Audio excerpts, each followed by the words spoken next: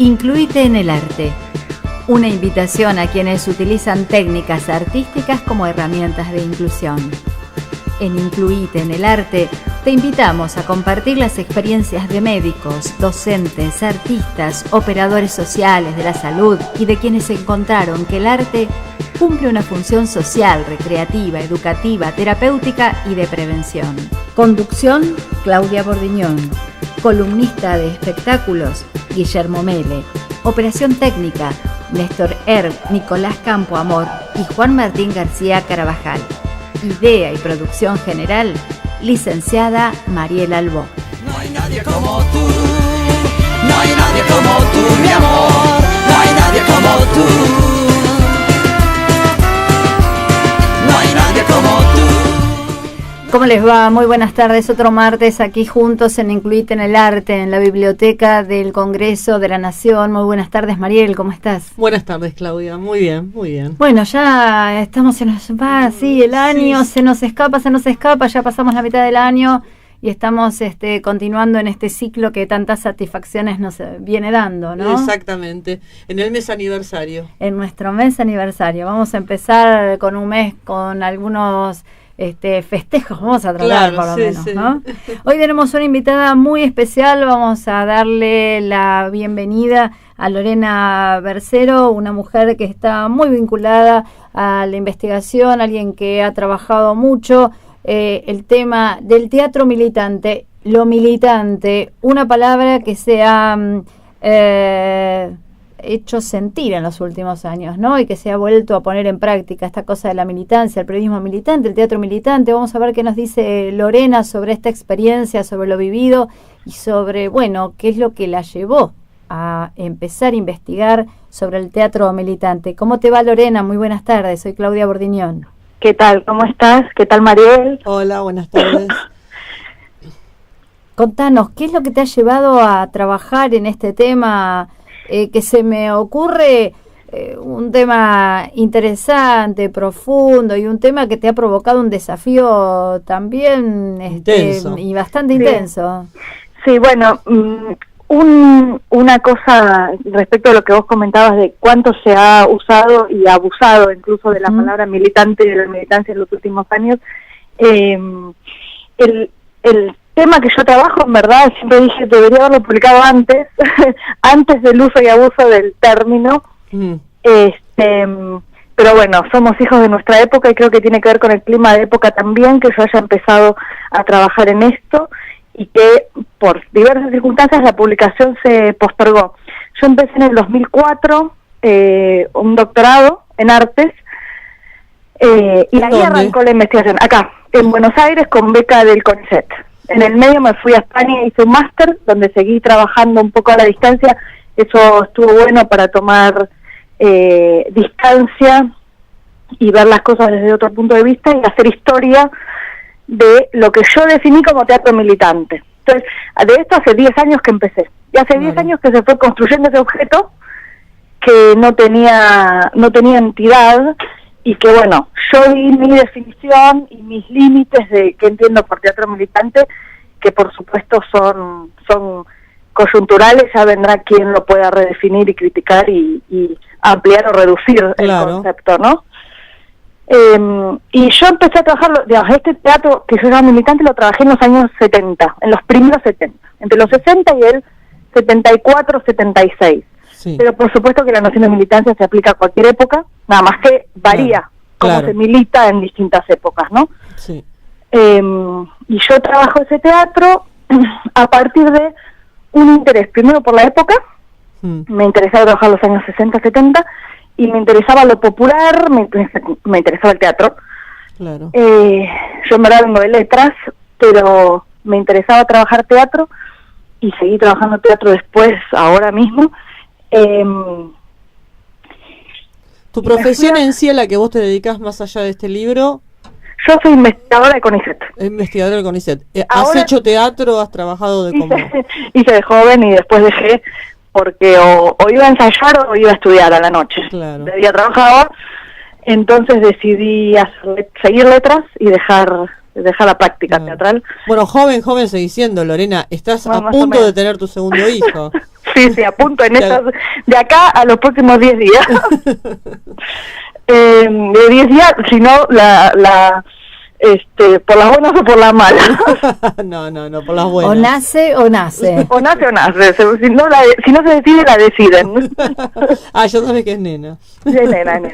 Lorena, vos decías recién, hablabas acerca de el uso y el abuso de la palabra militante, pero también durante muchos años había desaparecido del vocabulario, ¿no? La palabra militante. Sí. A través de esta investigación, de este trabajo, de este compromiso que te ha llevado a investigar sobre lo que es el teatro militante, ¿cuál es tu experiencia, digamos? ¿El teatro abandonó la militancia en algún momento?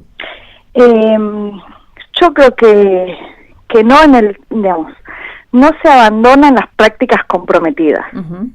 El teatro es poner el cuerpo y es poner el cuerpo con otros. Una de las cosas que a mí me permiten definir este teatro como militante es que es una práctica colectiva, la militancia y el teatro. Ninguna de las dos cosas se pueden hacer solos. Por más que haya un monólogo, el monólogo solo no existe, necesitas el público, el actor solo no. Siempre hay un otro, digamos. Sí, siempre hay un otro y la militancia es lo mismo. El tema es que me parece que hubo épocas donde el compromiso pasaba por otro lugar, por ahí. Ahora sí, me parece que hay un compromiso teatral muy fuerte del tipo teatro en villas, el teatro en psiquiátricos nunca se dejó de hacer desde los años 80 que empieza Alberto Saba a trabajar en el Borda. Claro. Desde entonces sigue. Lo que pasa es que también hay otra visibilidad. En los 90 esto no se visibilizaba, claro, y tal vez eran menos los que estaban haciendo este tipo de teatro porque se hacía otra cosa, porque fueron otras las tendencias emergentes estéticamente y otros los circuitos, y de repente, qué sé yo, salió la cuestión de moverse en el exterior con mucha más facilidad. Claro. Y entonces el teatro independiente tomó otro vigor.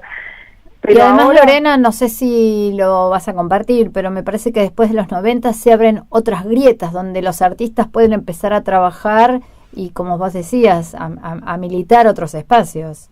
Sí, totalmente. Bueno, el 2001 es el punto de quiebre, ¿no?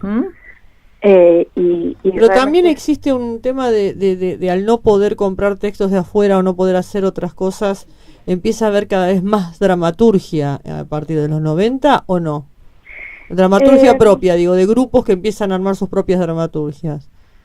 Yo no sé si más cantidad o más visibles.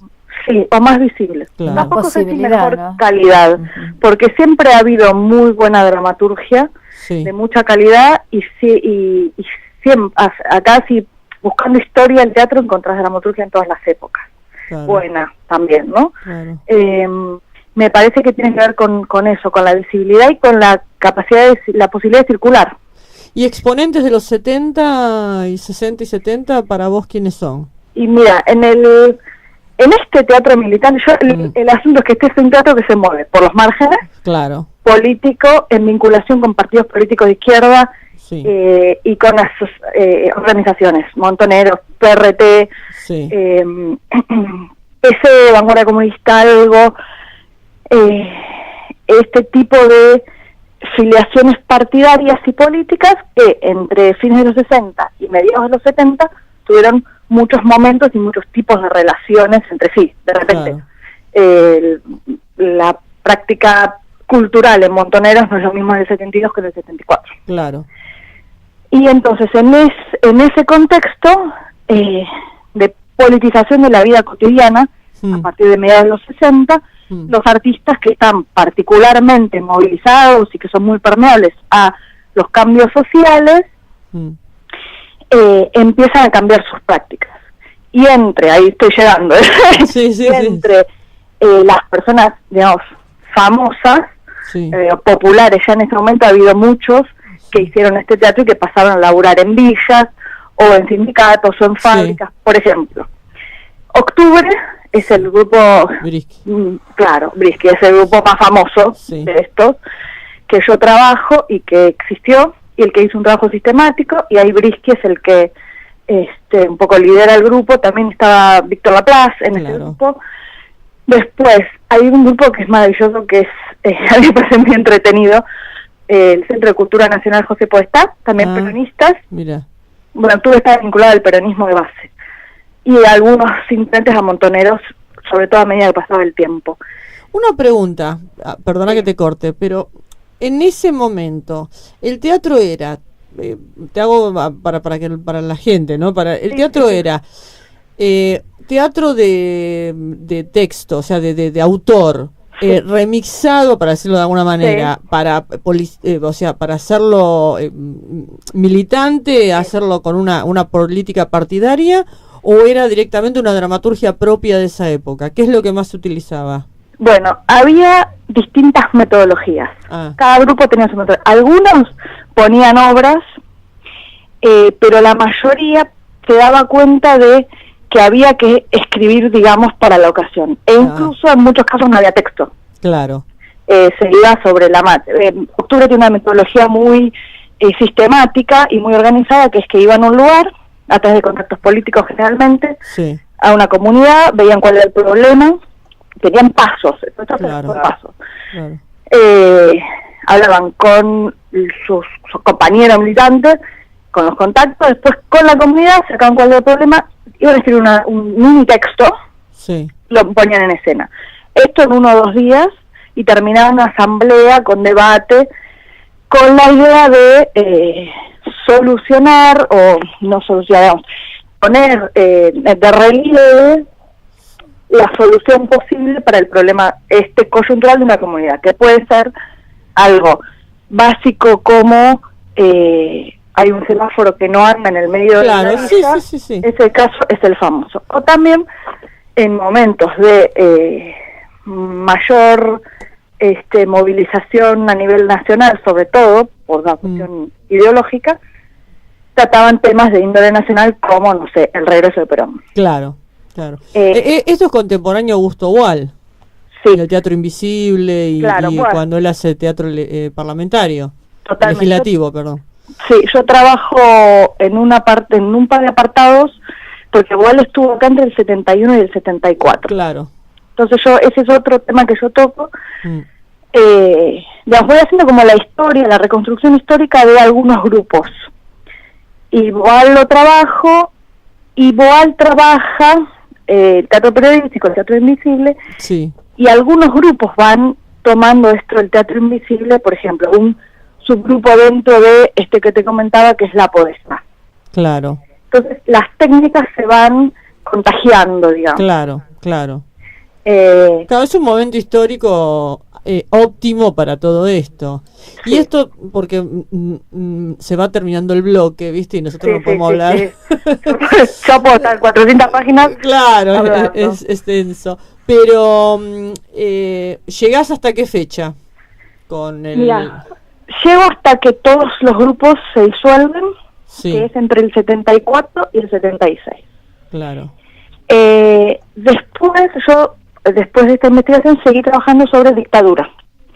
Y entonces ahí encuentro otras cosas que también existieron y que tampoco han sido visibilizadas, porque además eran más que clandestinas. Claro.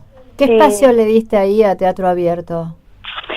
Bueno, eso es lo que estoy trabajando ahora, y en realidad mi posición es es revisar Teatro Abierto. Yo me han llamado para hacer homenajes en distintos lugares, y yo digo, mira, a mí la sumatoria de esto no me da homenajes, sino me da repensemos Teatro Abierto, porque ha habido otro tipo de prácticas, incluso llevadas a cabo por algunas personas que hicieron Teatro Abierto, de igual compromiso, de igual riesgo, incluso antes, en años durísimos, tipo 77, 76. Tal cual. Ahora estoy con ganas de levantar eso. Bueno, por eso comentaba de Alberto Saba, que él es alguien que hizo teatro invisible en dictadura, por ejemplo. Claro. O teatro en la calle. Claro, sí. Es como nadie podría pensar que se hizo teatro de calle político durante la dictadura. Claro, sí. Pero hubo. Y entonces el libro termina en 74 más o menos. O sea que ahora estás investigando lo que se sigue. Claro, 76 ya era imposible seguir Tuvieras que hablar de los de ahora, del 2004 en adelante, ¿qué director hablarías? ¿De este tipo de teatro? Sí. Y mira, Brisky sigue trabajando. Sí. Brisky tiene un par de grupos después de Brazo Largo. Migueletes trabaja en el Tigre y tiene otro grupo acá en Capital, donde hacer un teatro de, digamos, entre comillas, militante, porque estaría por definir qué entendemos por militancia, ¿no? Claro, sí. Pues también pienso, por ejemplo, Presos del Teatro. También. Teatro La Villa 31. Sí, totalmente. Claro. Y en cárceles. Hay gente que está dando talleres en cárceles. Sí. Acá yo supe en Córdoba también. Sí. Bueno, en cárceles empezó en el año 86. Lo empezó Claudia Cricum, te digo, en el año 86 en la cárcel de Caseros. Mirá, no tenía yo el origen. Sí, porque yo fui colaboradora de ella porque era ayudante en la facultad, por eso te digo. Fue la primera vez que ella pidió permiso para hacer eso en una cárcel. Para hacer eso. Sí. Así que, bueno, Lorena, vamos a tener que seguir hablando, porque esto es extenso. Después que tengas el bebé, ya estés acomodada, a la vida pública, como decís vos, te invitamos acá en Piso y charlamos más. Y sobre todo lo que estás investigando ahora. Dale. Y así intercambiamos más ideas. Bueno, muchísimas gracias por la paciencia. No, por favor, gracias a vos por la nota. Gracias, Lorena Bercero. La despedimos con una canción de Pablo Milanés y Silvio Rodríguez, Yo pisaré las calles nuevamente.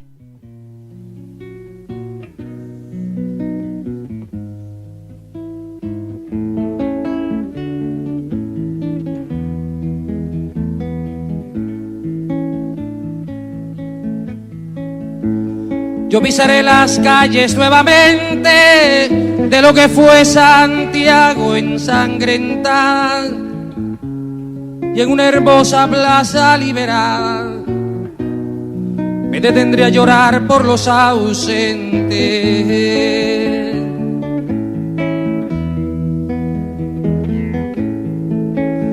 Yo vendré del desierto calcinante y saldré de los bosques y los lagos y evocaré en Cerro de Santiago a mis hermanos que murieron antes.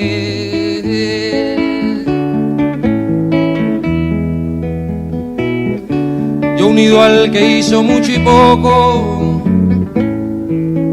al que quiere la patria liberada, dispararé las primeras balas, más temprano que tarde sin reposo. Retornarán los libros, las canciones que quemaron las manos asesinas.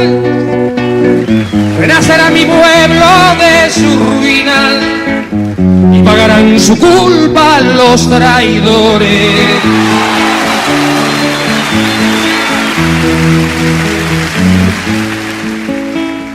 Un niño jugará en una alameda y cantará con sus amigos nuevos.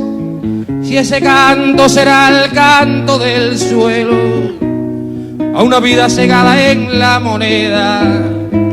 Yo pisaré las calles nuevamente de lo que fue Santiago ensangrentada y en una hermosa plaza liberada me detendré a llorar por los ausentes.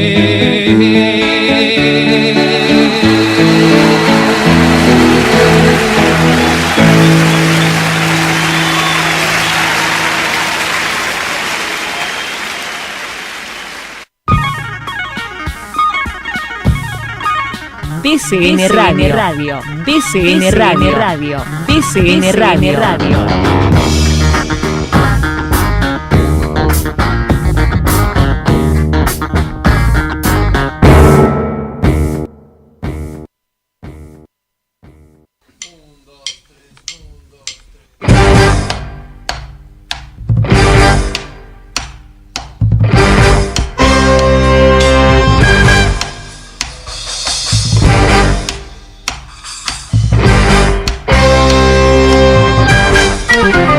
No te pierdas Radioteca de lunes a viernes de 11 a 12 y media por BCN Radio, la radio de la Biblioteca del Congreso de la Nación. Toda la actualidad, la cultura y la información legislativa te la contamos desde acá, desde la Subdirección de Prensa y Difusión de la Biblioteca del Congreso.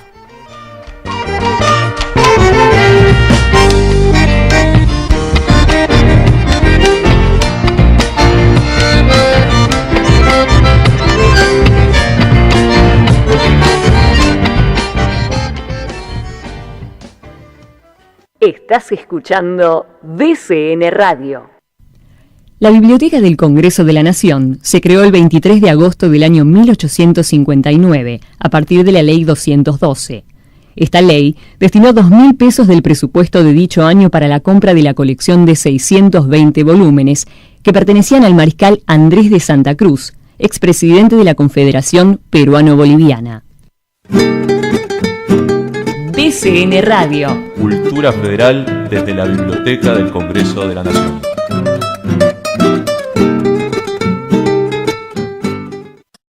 Tomando un rico té en el living de Mele. ¿Qué nos vas a contar? Hola, buenas tardes. Es buen título para la columna, El Living de Guillermo Mele. Me encantó. Bueno, lo que justamente hoy queríamos conversar era un poquito, continuando con esta entrevista que hicimos con Lorena Bercero y su libro Teatro Militante, hablar un poco de otro teatro, que es el Teatro de la Resistencia, que fue prácticamente de manera paralela al de este teatro militante, de estos grupos sobre los que habló ella. En el caso de hoy vamos a hablar del Teatro del Pueblo y de la obra de Carlos Omigliana, Amarillo. El Teatro del Pueblo fue el teatro que fundó Leónidas Barletta en la década del 30, que pretendía un cambio en lo que era la estética, la poética dramatúrgica, la poética de actuación, un cambio en la estética del teatro de lo que se estaba haciendo hasta ese momento. Pensemos que en la década del 30 lo que proliferaban eran las compañías que hacían particularmente obras de tipo sainete, teatro popular, pero que tenían como un armado muy clásico, en el sentido de eran compañías en donde el capó cómico era el jefe de la compañía, donde las obras tenían poco ensayo o en una de esas está mal expresado de esta manera, pero eran obras que se hacían rápidamente para lograr vender la entrada con mucha facilidad, 3 funciones de distintas obras en una misma tarde. Entonces esto generaba como poca probabilidad de que lo que se estuviera haciendo tuviera como densidad. Me parece que esa es la palabra. Por ejemplo, claro, era a ver si usted corríjame, porque yo tengo ideas vagas, usted es muy ordenado en esto. Eran obras de teatro en las cuales los actores no llegaban a construir un personaje. No, jamás. Repetían una letra escrita y además en general el actor actuaba con su propio texto, es decir, la gente iba a ver al capó cómico y a los actores que ya conocía. Sin que hacían. No, era una manera, es un momento del teatro histórico, social y político. Totalmente. Cuando viene Leónidas Barletta y todo este movimiento, ¿es contemporáneo? Porque a mí me viene alguna imagen que usted me lo viene a ordenar como siempre, los mallita negra. ¿Está bien dicho esto? O los que está, porque empezó todo el tema del trabajo corporal. En realidad los mallita negra son un poquito posteriores. Barletta es como el primero que empieza. Ya había algo, estaba pasando algo en el teatro en Buenos Aires en aquella época, y es que a partir de la visita de compañías extranjeras, la gente de teatro había empezado a tomar contacto con estas otras experiencias que se estaban haciendo en Europa, en donde el trabajo del actor y la preparación del actor eran diferentes. Claro. Y a partir de ahí es que empieza a haber investigación. Sin lugar a duda que Barletta es el primero que lo implementa y funda una sala para poder llevarlo adelante. Una sala que fue funcionando en los lugares en donde tuvo espacio, hasta que en el año 43, desalojado de la avenida Corrientes al 1500, que es donde hoy está el Teatro San Martín, claro, él termina alquilando el lugar que hoy ha vuelto a ocupar el Teatro del Pueblo, que es en Diagonal Norte y Carlos Pellegrini. El trabajo en qué consistía, justamente en no repetir letras. En ese teatro de repetir letras lo que aparecía como figura fundamental era la del apuntador, porque claro, obviamente haciendo 3 obras diferentes en una misma tarde, los actores no podían acordarse de todas las letras. Lo que hace Barletta es, las obras hay que ensayarlas, busquemos un repertorio nuevo, empiezan a aparecer las obras de Pirandello o de otros autores que forman parte de la modernidad teatral, y hay que ensayar y hay que encontrar por qué los personajes hacen las cosas que hacen. Y en esto, si bien todavía nadie está trabajando con Stanislavski puro, en realidad ya hay una suerte de aprendizaje de estas técnicas que se estaban usando en Europa a partir del trabajo de Konstantin Stanislavski. Empieza a llegar. ¿Llega con Galina Tolmacheva? Llega con Galina Tolmacheva, en realidad es la primera, es la alumna que que trae acá lo que en su momento se llamó el método, que hoy llamamos sistema. Habían venido otras compañías que ya estaban trabajando. Muchos de los que vinieron trayendo el método de Stanislavski en realidad eran las compañías francesas. Pero que a su vez tenían como su propia poética dramatúrgica. Barletta logra darle una forma y empieza a ser reconocido. A partir de su trabajo es entonces que en la década del 80 se refunda el Teatro del Pueblo. Primero se lo llama Teatro de la Campana, esto ya es durante el regreso de la democracia después del año 83, y hoy en día volvió a llamarse Teatro del Pueblo a partir justamente del funcionamiento de la Fundación Somigliana. Bueno, al día de hoy una de las obras que están en cartel y que tiene que ver también con esta resistencia que llevó adelante Barletta es la obra Amarillo de Carlos Somigliana, que fue una obra que él escribió estando en Tierra del Fuego, en Ushuaia, en el año 59, pero que finalmente después se estrenó acá en Buenos Aires en el año 65. La obra trata, y en esto hay también resistencia en elegir una metodología de trabajo casi brechtiana, la obra trata sobre la revolución agraria que provocan los Graco en la Roma de la República del siglo II a.C. Los Graco son dos hermanos, Tiberio y Cayo, que como tribunos de la plebe, ahora vamos a decir algo sobre esta función, intentan implementar una reforma agraria para lograr que los plebeyos, que estaban marginados, eran outsiders, digamos, de la economía romana, pudieran acceder a la tierra que algunos de los grandes terratenientes seguían acumulando dentro del Senado romano.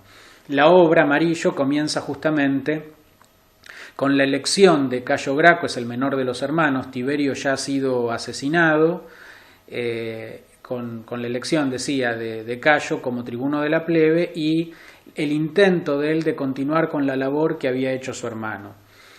Por supuesto que para llevar esta labor adelante se encuentra con la oposición, con algunos aliados, por supuesto, que tienen que ver con el pueblo, pero con la gran oposición de la aristocracia romana, de la oligarquía romana, que no tiene ninguna gana de perder la posesión de la tierra que está en manos de ellos.